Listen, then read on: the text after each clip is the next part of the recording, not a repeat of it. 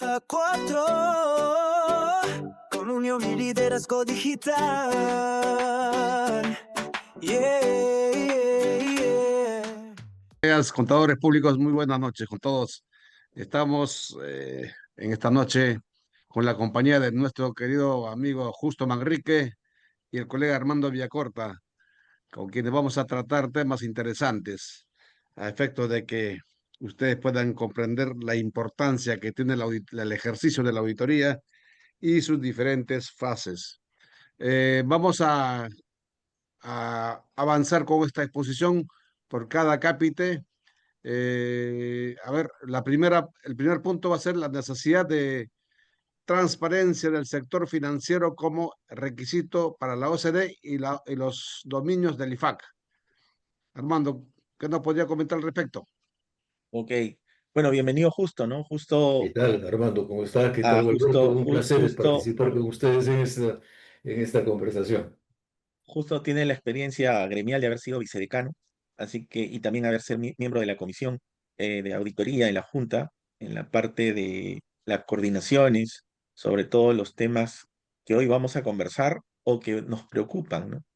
Entonces, yo creo que empecemos por el primer punto, ¿no? La necesidad de transparencia del sector financiero como un requisito de la OCDE y los dominios de IFAC. Justamente, yo creo que entre el 2011 y el 2014, casi hasta el 2015, estuvimos alineados a esto, ¿no? Porque llegó un momento en que se generó una directiva no solamente enmarcada en la implementación de las normas, que también es un elemento fundamental para poder ligarlo a la auditoría, y llegamos a un esquema donde todas las empresas que tenían más de aproximadamente 3.500 unidades impositivas, 3.000 creo que 3.000 unidades impositivas, estaban obligadas a ser auditadas. Y esa información se trasladaba a la SMB y obviamente la persona que quería iba y con un disquete te daban la información, ¿no? Colombia, que empezó más o menos con nosotros, porque ellos ya, a diferencia nuestra, están en la OCDE, tiene la misma digamos, temática, ¿no? Ellos lo han partido en tramos, tienen una parte que es para pymes y otra parte que es para NIC plenas, y obviamente esto permite que el mercado reciba información, ya sea bajo un modelo u otro, de los resultados de las empresas.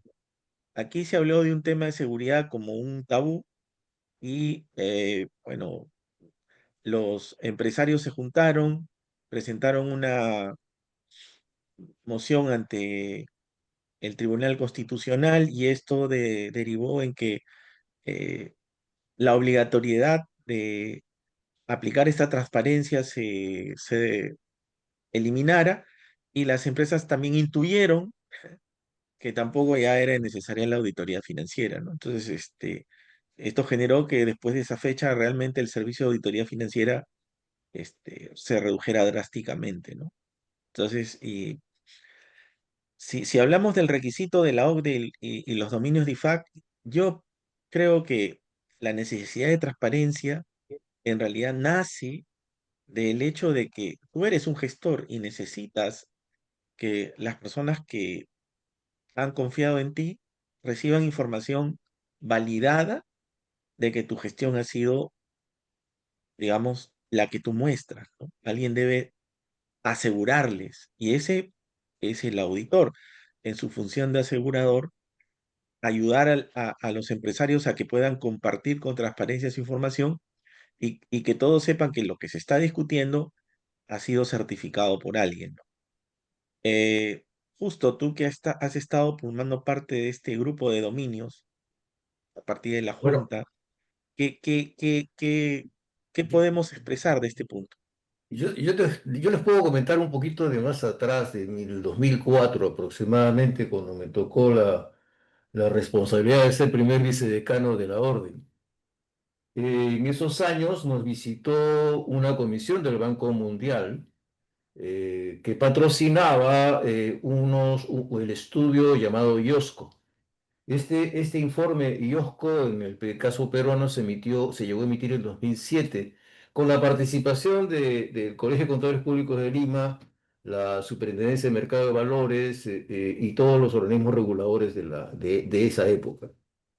Y lo que establece ese estudio fue un inventario de cuál era el punto de adecuación de las normas internacionales de información financiera, entre ellas las pymes, de las normas, las NIC SP, de toda la normativa internacional en el Perú. La idea del Banco Mundial era promover precisamente que las economías emergentes como la nuestra en ese tiempo lleguen a formar parte de OCDE. Y en esa línea fue que el Banco Mundial comienza a financiar con IFAC la formulación de los famosos DOMS, los dominios para cada, para cada especialidad. Son 8 dominios actualmente, en ese tiempo eran 7.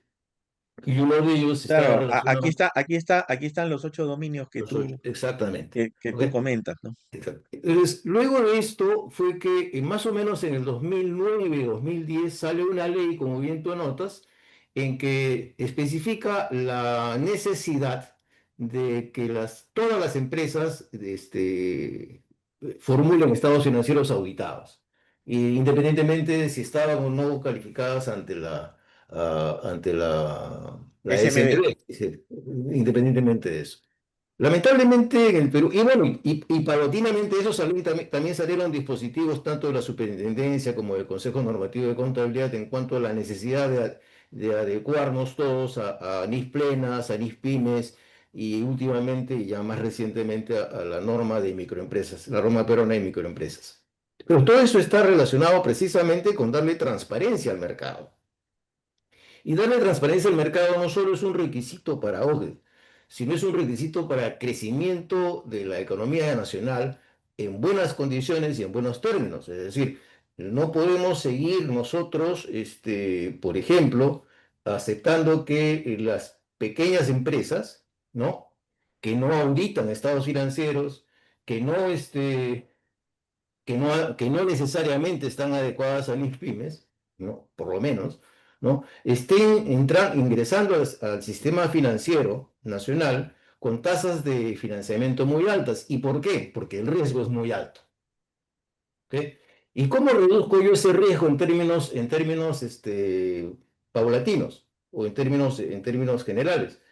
Precisamente haciendo que las entidades, este tipo de entidades, estén primero con un marco normativo contable que sea adecuado y que sea de presentación razonable. Y por otro lado, con una auditoría externa que haga que llegue una opinión a los agentes económicos en relación con la razonabilidad de esos estados financieros, y que esos estados financieros representan obviamente la posición financiera y de gestión financiera de las empresas. Esa es una forma de reducir el riesgo en el sistema financiero y por lo tanto también tratar de reducir el impacto de la carga de intereses al pequeño empresario. ¿Ok? Porque, mira, si no se ocurre lo que ocurre en estos momentos, ¿no? Una pequeña empresa cuando accede al sistema financiero local comienza a obtener tasas de financiamiento por encima del 54 y del 60%, hasta 200% por año. Cuando otra empresa sólidamente constituida y que tiene muchos años en el mercado y que consigue tasas para el mismo servicio financiero que llegan al 5 o al 6%. Esa es una asimetría en el mercado.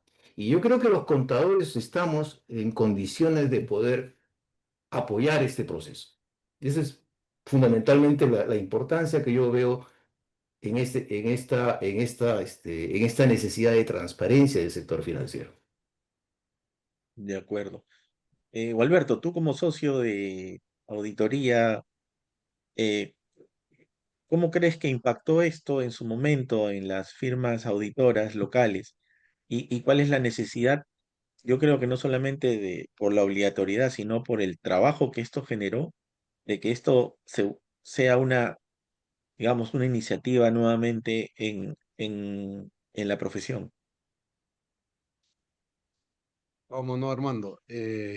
Como ya es de conocimiento de todos nosotros, en el año 1997 quedó sin efecto la obligatoriedad de presentar estados financieros auditados durante el gobierno del presidente Fujimori.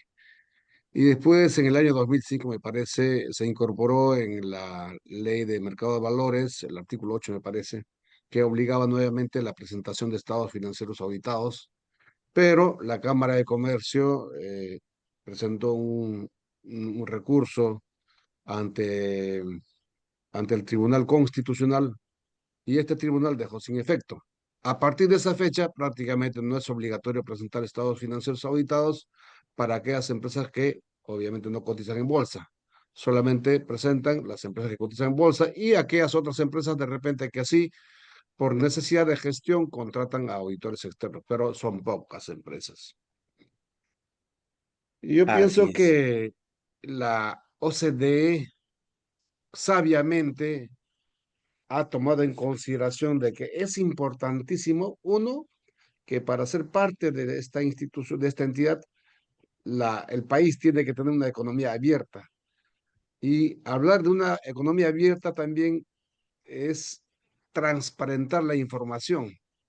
Y una forma de transparentar la información es que alguien con total independencia, como son los contadores públicos en su calidad de auditores, expresen una opinión sobre la situación financiera de la empresa a efectos de aseverar si esos estados financieros están correctamente preparados de acuerdo a las normas internacionales de contabilidad. Pero hoy en día eso se ha perdido bastante. Por ejemplo, en el caso de los bancos, para esas empresas que no cotizan en bolsa, los bancos tampoco ya no piden informes de estados financieros auditados, salvo aquellas situaciones que de repente va acompañado de repente con un proyecto de inversión, algo así, ¿no? De lo contrario, pues los bancos tampoco piden. Entonces, los bancos de repente más eh, la, la evaluación de riesgos del banco va más orientado hacia quién es el que está gerenciando, quiénes son los directores, si es que hay en las empresas, y quiénes son los accionistas, ¿no? O sea, va directamente a la evaluación hacia la evaluación y control, obviamente, hacia los principales ejecutivos y los accionistas de los bancos. Pero creo que es el momento de rescatar, porque el país, imagínense, estamos hablando ya varios años que está intentando de ser incorporado en la OCDE, pero para que se pueda incorporar a la OCDE nos falta bastante, nos falta De acu- bastante. Uno de ellos es que, por ejemplo, somos una democracia bastante débil y eso tenemos que fortalecerla, porque también es un requisito fundamental. Somos una economía abierta, sí, pues somos una economía abierta. Esperemos que no se cambien, porque a veces hay otros políticos que tienen ideas totalmente diferentes, que de repente, o ideas trasnochadas, ¿no? Que podrían cambiar esa, esa, esa, esa economía abierta que tenemos en el Perú, ¿no? Entonces, creo que nosotros como contadores públicos, nuestro colegio profesional, el Colegio de Contadores Públicos, podría nuevamente rescatar esta obligatoriedad de presentar estados financieros auditados. Para eso, ¿qué tendríamos que hacer? Tendríamos que, de repente, propiciar un proyecto de ley. Pero para eso sería bueno también, antes de, antes de ese proyecto de ley, tener reuniones con los gremios empresariales, con la misma administración tributaria inclusive, a efectos de que comprendan la importancia que tiene el informe de auditoría para la gestión de ellos. Y en el caso de Asunat, inclusive yo soy de la idea de que esta obligatoriedad de presentar estados financieros no solamente sea para efectos financieros, inclusive sería para efectos tributarios. Esto podría contribuir de manera importante en la recaudación tributaria. Bien, Alberto. Y bueno, justo, yo creo que estábamos un poco... Acá hay una frase justo que me parece interesante, ¿no? El falso aseguramiento. Y yo creo que eso, si mi lógica no está equivocada, va de la mano con el tema del control de calidad, ¿no? ¿Qué no puedes Exacto. comentar justo sobre sobre estas ideas? Yo quería partir, iba a eso y quería partir un poco de lo que acaba de decir Gualberto. O sea, Gualberto ha dicho dos cosas que son muy interesantes y muy importantes, ¿no? El restablecer la auditoría, completamente de acuerdo. La auditoría es un elemento, no solamente es un tema que dinamiza a un cierto sector de la economía, porque obviamente todos los que estamos en este servicio, evidentemente conocemos la importancia, pero también ese ejercicio tiene que ser hecho con responsabilidad, ¿correcto? Y ahí te dejo un ratito con otra reflexión que también me parece importante resaltar lo que dice Alberto. El entregar esta información financiera auditada también para efectos de la SUNAT es un poco que nos lleva también al modelo colombiano, que tú lo mencionaste también al principio, ¿no? El modelo colombiano te permite, te exige, primero, que la contabilidad esté llevada bajo normas NIF plenas o NIF pymes, ¿correcto? No admite otro padrón. En segundo lugar, te pide que todas las empresas estén auditadas, no solamente las que cotizan en bolsa, sino todas en general. Y tercero, exige también que el informe de auditoría sea firmado por un especialista tributario, porque también es válido para efectos de la declaración jurada del impuesto a la renta en Colombia. Ese modelo es muy interesante porque te permite economizar una serie de costos para el administrador de tributos y en algún momento también se mencionó el hacerlo acá en el Perú cuando hablamos de la auditoría tributaria externa, ¿no? Que sería una mezcla de ambas cosas. Pero el tema de la auditoría obligatoria también nos lleva a que como profesión vamos a tener que asumir más retos. ¿Ok? Me explico. O sea, nosotros en los últimos 20 años, puede ser, tal vez 15, hemos visto cómo paulatinamente han existido una serie de escándalos financieros, ¿no? Que en diversos sectores, sobre todo en el sector de construcción civil, ¿correcto? Y esos escándalos financieros vienen también aparejados con, ¿sabes? Están relacionados con entidades que cotizaban en bolsa, algunas otras no, pero que todas tenían un informe de auditoría. Y esos informes de auditoría que no decían absolutamente nada en relación con lo que estaba subyacente en el negocio, en cómo se conseguía el backlog de estas empresas, ¿correcto?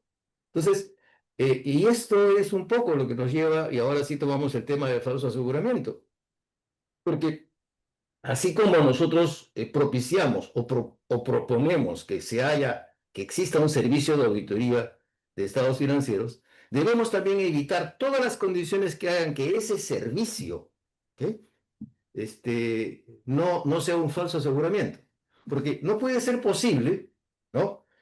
Y lo digo por experiencia propia, acuérdate que nosotros estamos en el sector y yo he liderado hasta hace poco he liderado una práctica de una de las top 10 y que tuvimos clientes bastante importantes relacionados con este sector. Y no es posible que nosotros podamos encontrar ciertas, no deficiencias, pero sí ciertas interpretaciones particulares de ciertas transacciones que harían que que obvien ciertos hechos que son evidentes. ¿Correcto? Entonces, esto viene con el tema del enfoque de la auditoría, viene el tema con la familiaridad que puede tener el equipo de auditoría, incluso viene con el tema de la cantidad de horas que trabajan los auditores en el campo. Porque nosotros somos conscientes, como auditores que somos conscientes que no es posible que un auditor pueda estar en la cancha 18 horas por día. Eso es imposible. No es posible que un auditor se amanezca en el servicio, haciendo servicio de auditoría 2 o 3 veces a la semana. Eso no es posible. ¿Ok? O sea, es humanamente imposible. Entonces, aparte de que es un maltrato del personal, que es nuestro capital y la gente que nos acompaña, aparte de eso, también es un tema en el cual, que permite, en el cual que simplemente, pues, las auditorías no tengan el rigor técnico que deberían tener. Y esto se cubre con un tema de control de calidad y gestión de calidad que ha ido evolucionando en el tiempo. ¿Ok? Eso es un poco lo que te traía a la mesa, ¿no? De acuerdo. Y yo creo que hay algo, bueno, si hablamos de escándalos a nivel mundial, en estos últimos años está pues Evergrande, el último más grande, el inmobiliario, el gigante inmobiliario chino. Sí. Está Wirecard, el, el fintech alemán, ¿no? Como casos emblemáticos de los últimos 5 años, ¿no? Donde obviamente se han presentado situaciones de falso aseguramiento, ¿no? Ahora, definitivamente, eh, el control de calidad es un trabajo que a nivel de las firmas auditoras que tienen una representación internacional, resulta más factible, dado de que obviamente la representación internacional te lleva, por el mismo hecho de cuidar una franquicia, a una especie de un trabajo ya planificado, ¿no? Y esto lo tienen la gran mayoría de firmas que podríamos decir están en los primeros 40 o 50 puestos, ¿no? A nivel de firmas globales. Pero Ujú, ¿qué pasa con las empresas que no tienen representación internacional ¿no? O algunas firmas que recién se inician? ujú, Este, eh, el concepto de calidad quizás todavía no les es muy permisible y pueden entrar al aborígene de simplemente pensar que la auditoría es firmar un documento, ¿no? Y muchas veces presionado por los clientes que quieren que salga limpio, cuando en realidad vemos muchos problemas o muchas incidencias que te llevan a la reflexión de que ese trabajo de contabilidad no es el apropiado. Y esa es una labor gremial que nace, como tú dices, de la Junta, de los dominios que la Junta maneja, pero que cada colegio profesional también tiene que ponerle su cuota, ¿no? Aquí definitivamente lo que observamos es que la capacitación de los auditores se ha visto mermada en estos últimos tiempos. Ya los programas de capacitación prácticamente para formar auditores no existe, ¿no? Antes había que llevar un curso de 6 meses y otras cosas. Eso se ha perdido, ¿no? Recién, pues, hay un proceso de readaptación de la profesión por todo el daño que se generó producto de intereses personales oscuros. Pero ahora, teniendo en cuenta que nosotros no vivimos en una isla, sino en un mundo globalizado, y viendo países como Colombia o Chile, que nos han sacado la delantera nuevamente gremialmente y profesionalmente, porque definitivamente el desarrollo contable en Chile y Argentina mejoran por su alineamiento con la OCDE. O sea, nosotros todavía, si hablamos de las NIF, acá la NIF para pymes no se aplica prácticamente y mucha gente la desconoce. Se puso de moda cuando la SUNAT puso la X, marcar si es NIC para pymes o NIC plenas, pero en realidad la gente no la entiende.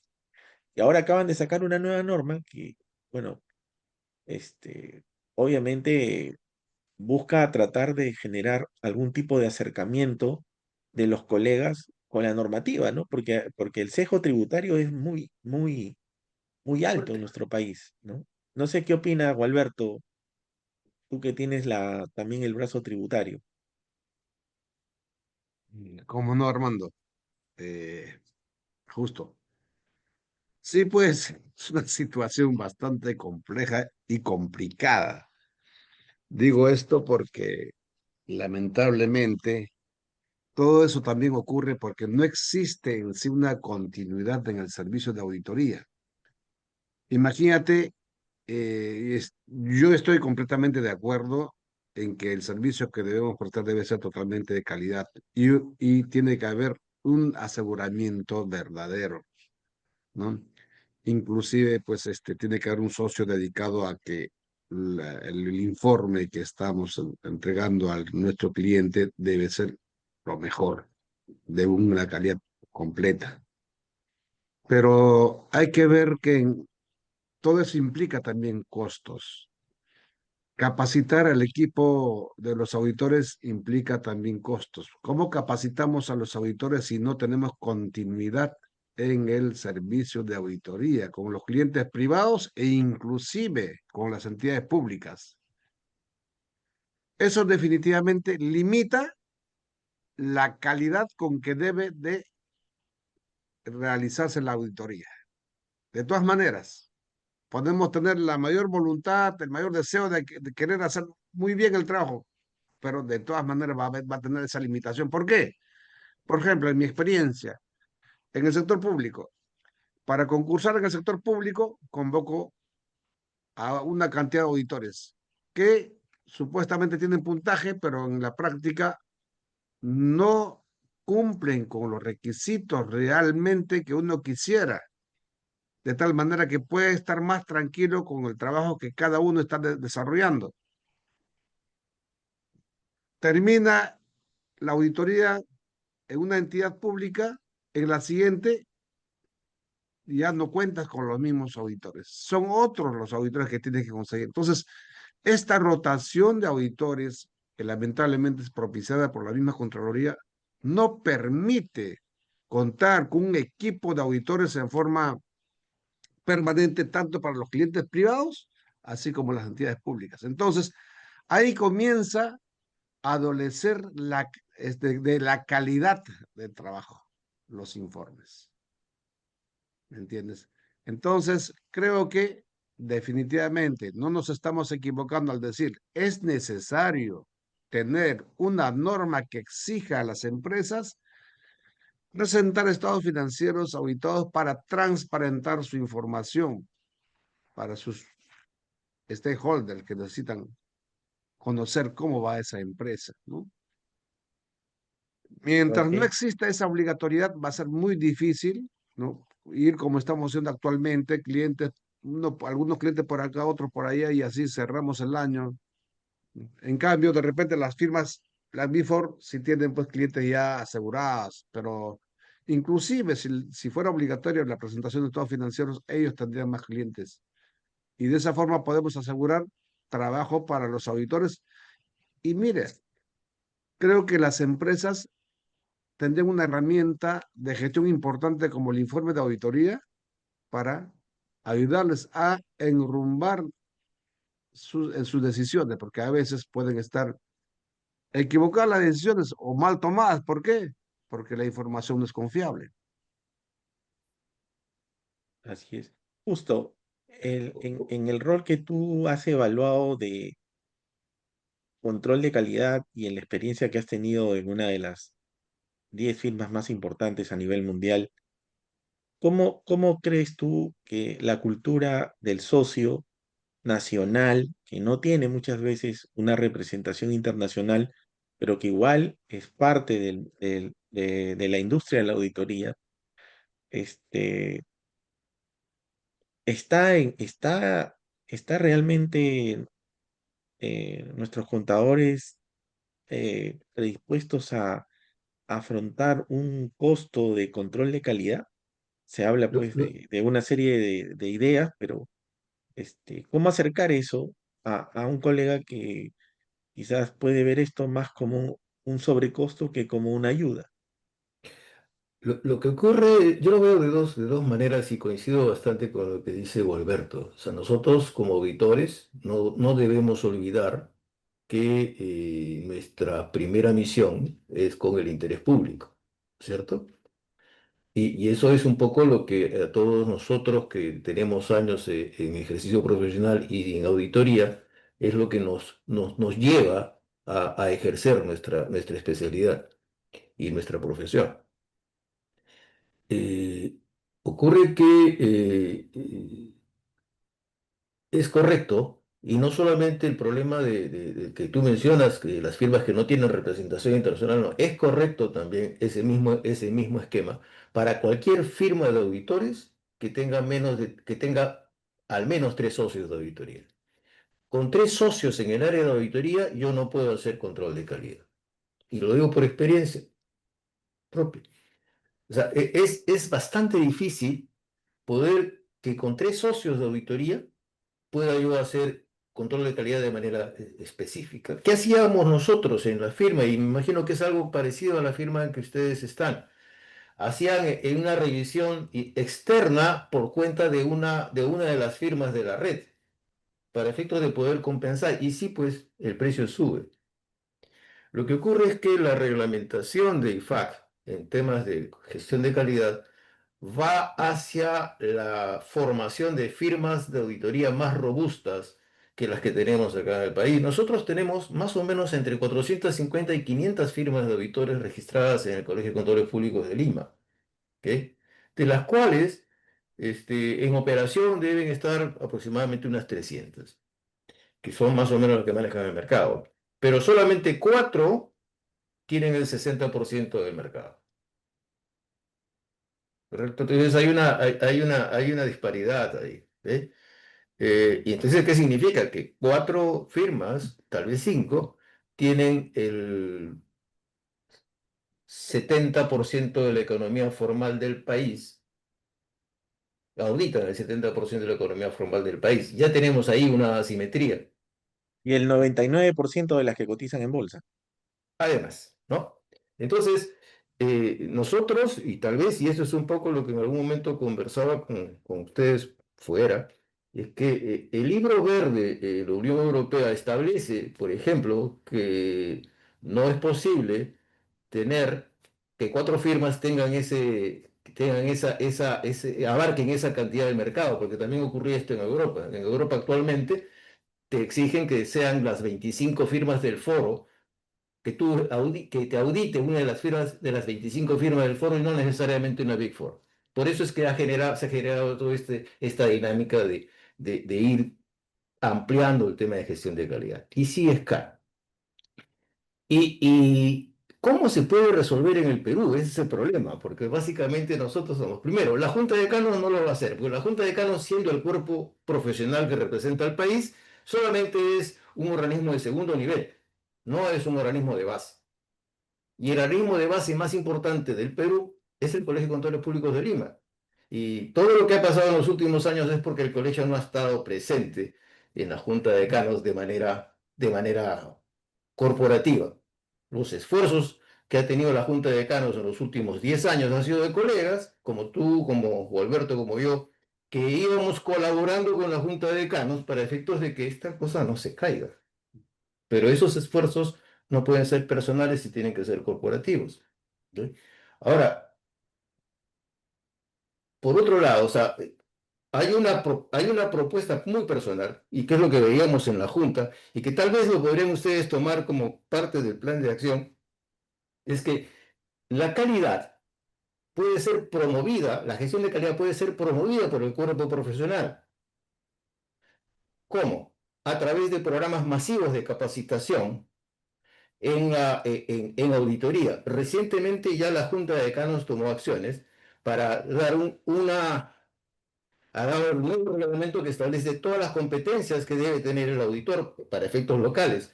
Yo lo he revisado y no coincide plenamente con lo que dice la norma internacional de educación e formación de contadores, pero sí está más o menos en camino A. Y eso es importante porque es el propio colegio profesional el que puede hacer esa labor de capacitar y formar auditores. ¿Ok? Por otro lado, también el colegio profesional puede promover la gestión de calidad utilizando el antiguo método de revisión de pares, sin llegar a hacer eso, porque eso obviamente está descartado, pero podemos promover pequeñas unidades para efectos de que hagan, o sea, firmas especialistas en gestión de calidad que te puedan ayudar a hacer tu gestión de calidad interna, ¿correcto? Y esto sería un avance. No sería la solución, pero sería un avance bastante interesante dentro de esto. Y, bueno, ok, pero eso obviamente es una sugerencia de lo que podría hacerse, ¿no? Así es. Bueno, justo, ha sido súper interesante esta charla y creo que hay que cerrarla con un tema que me parece tú lo conoces mucho, porque has estado involucrado en este tema, ¿no? Estos dominios de IFAC, justamente comentabas tú las limitaciones que tiene la Junta, Y yo creo que Lima sí tiene la capacidad para hacerlo.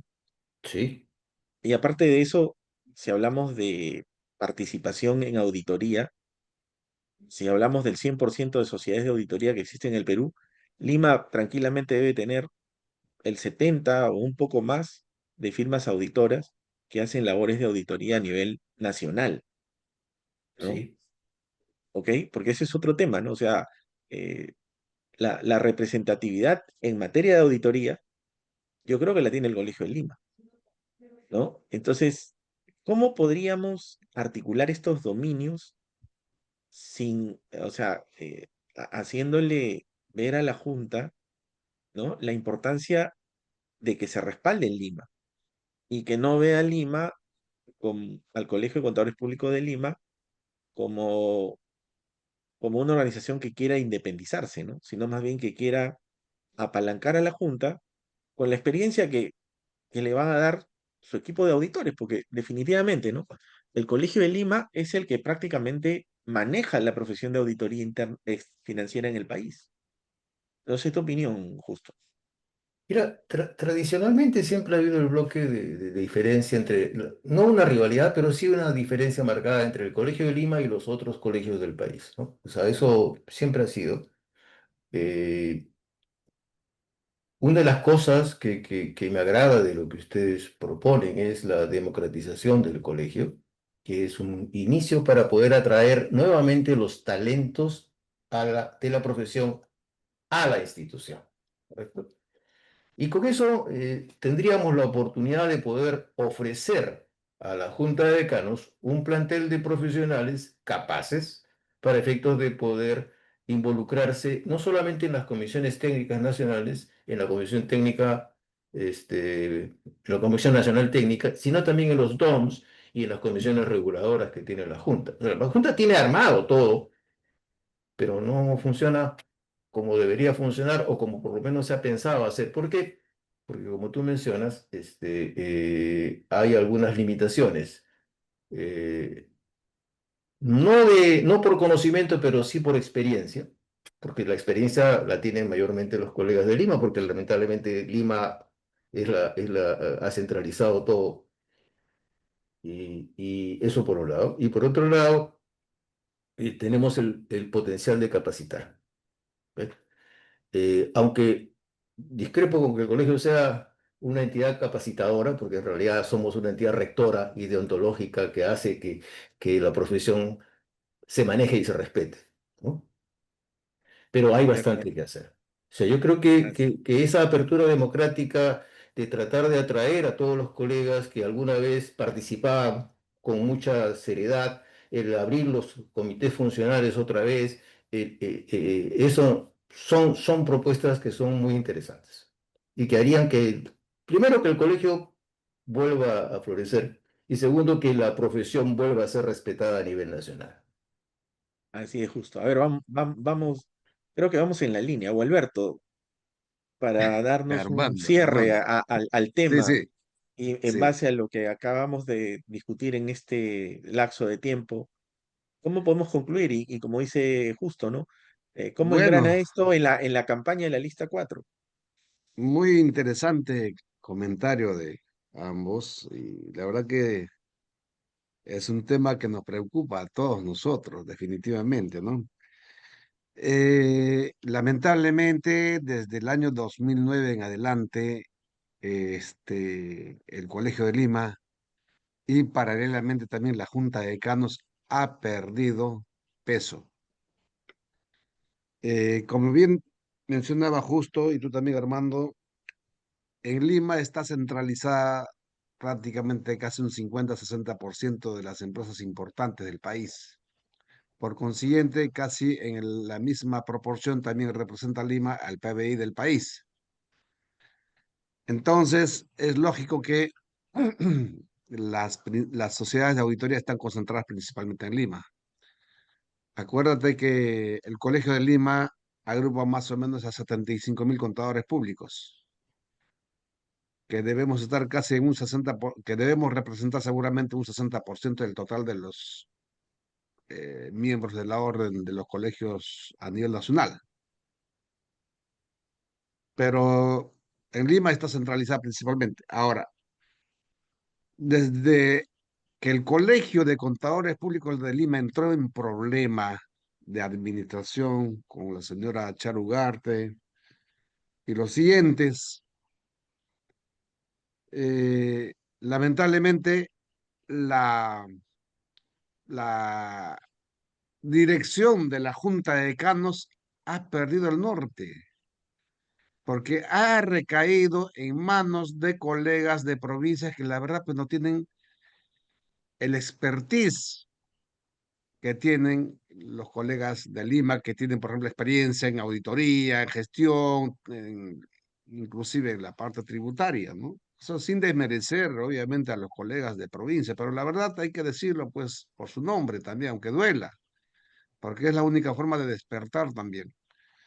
Entonces, eso ha golpeado muy fuerte a nuestra profesión, muy fuerte. Por eso yo a veces cuando intervengo en algunas últimas charlas que me está invitando, digo, eh, la profesión ha perdido como 15 años de desarrollo. Hemos tenido un retroceso muy fuerte. Y eso se puede notar que hoy en día las entidades importantes ya no son liderados de repente por contadores públicos. Por ejemplo, hablando de entidades públicas, ¿no? La SUNAT, la SMB, la Superintendencia de Banca y Seguros, así como eso, otras entidades del Estado que son entes técnicos que están siendo lideradas por otros profesionales. La propia Imagínense Contraloría. justamente en el momento en que hubo ese cambio en la economía del país durante el gobierno de Fujimori. Fujimori ha sabido ha sabido de acompañarse con colegas contadores públicos. El superintendente de Banca y Seguros era un contador público, ¿no es cierto? ¿Se acuerdan ustedes? Claro, no Inclusive el estuvo. presidente del Tribunal Fiscal fue un contador público. El superintendente de lo que es hoy en día la SMB, contador público también. Es que justamente a ese nivel creo que sí nos compete ocupar esos cargos porque hay muchos colegas contadores públicos que tienen una experiencia muy rica, muy importante y obviamente encajan para conducir esas entidades que son netamente técnicos. De repente más arriba, el caso, los cargos ministerios son como puestos políticos, ¿no?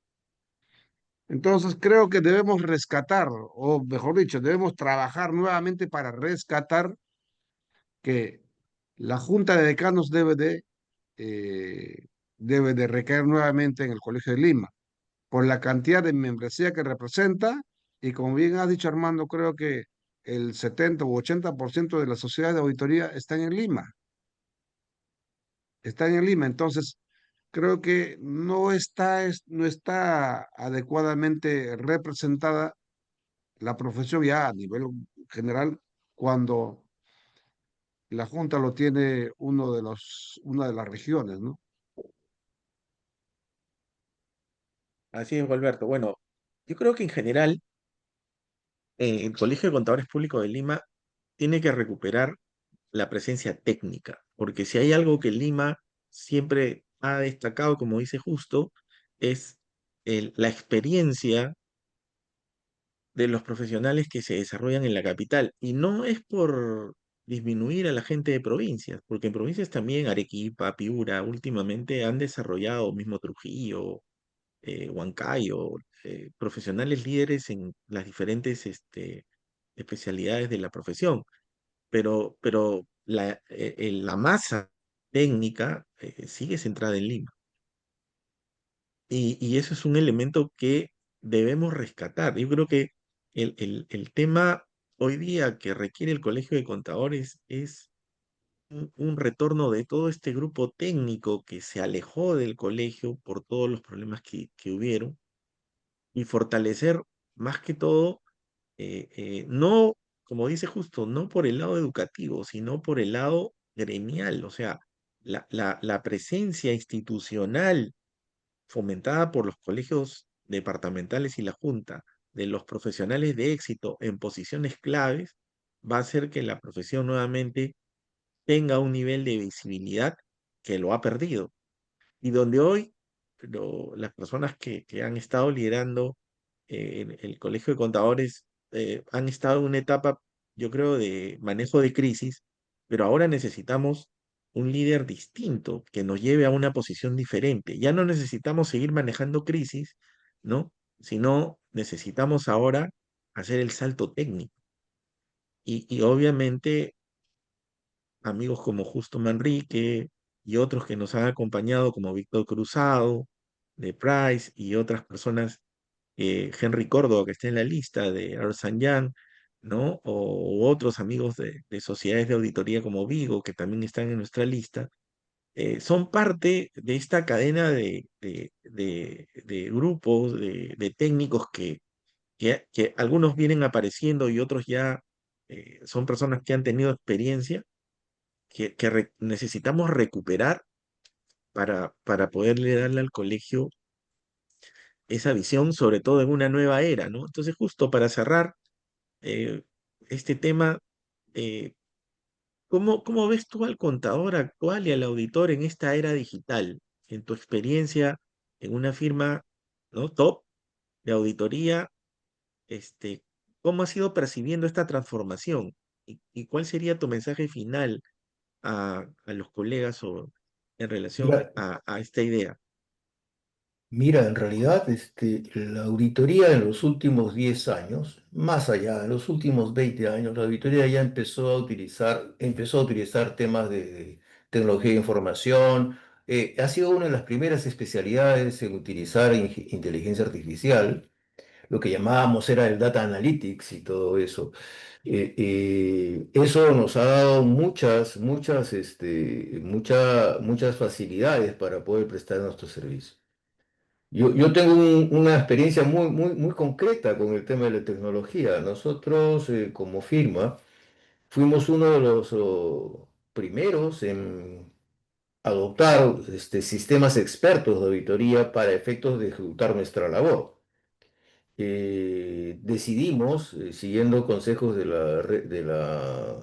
del chairman de la red, ingresar a comprar un repositorio de auditoría que tenía todas las guías de las normas internacionales de auditoría y las normas internacionales de información financiera, y que era un repositorio que nos permitía interactuar directamente entre los grupos de auditoría en cualquier momento, desde cualquier lugar.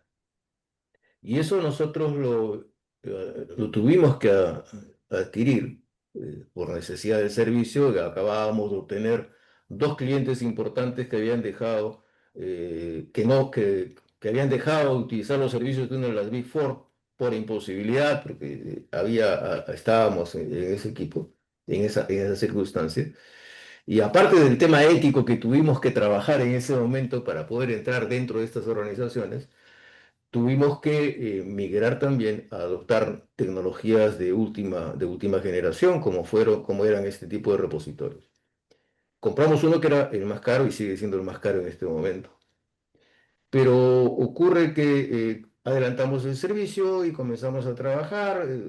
Tuvimos más o menos 4 o 5 años, 4 años trabajando con esto cuando sucedió lo de la pandemia. Y la pandemia, que fue lo que prácticamente cerró, o sea, hizo un shutdown de todas las firmas de auditoría porque no podíamos salir a ninguna parte, ¿no?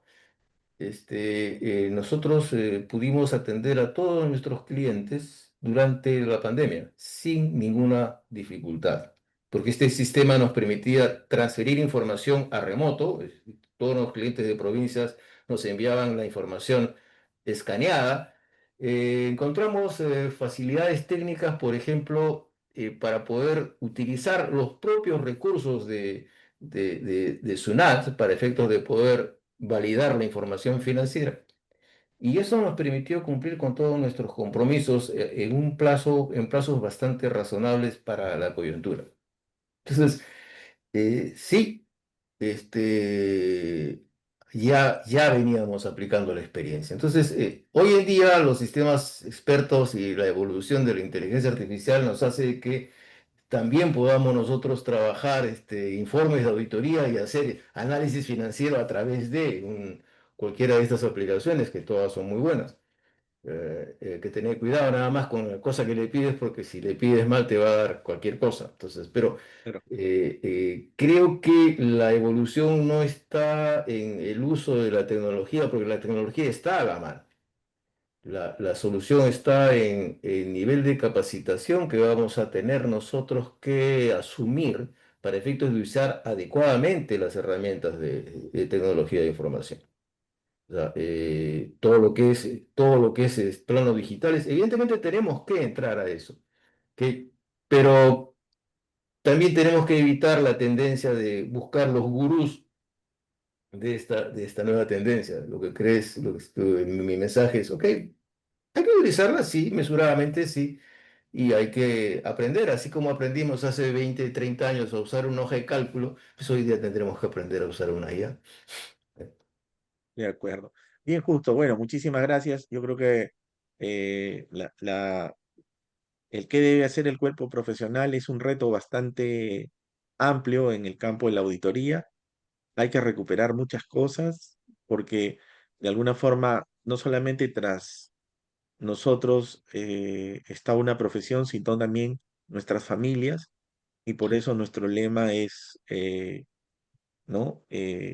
Colegio, colegas y familia, ¿no? O sea, yo creo que es muy importante entender que el éxito de la profesión va a llevar al éxito de muchos profesionales y al progreso familiar también, ¿no?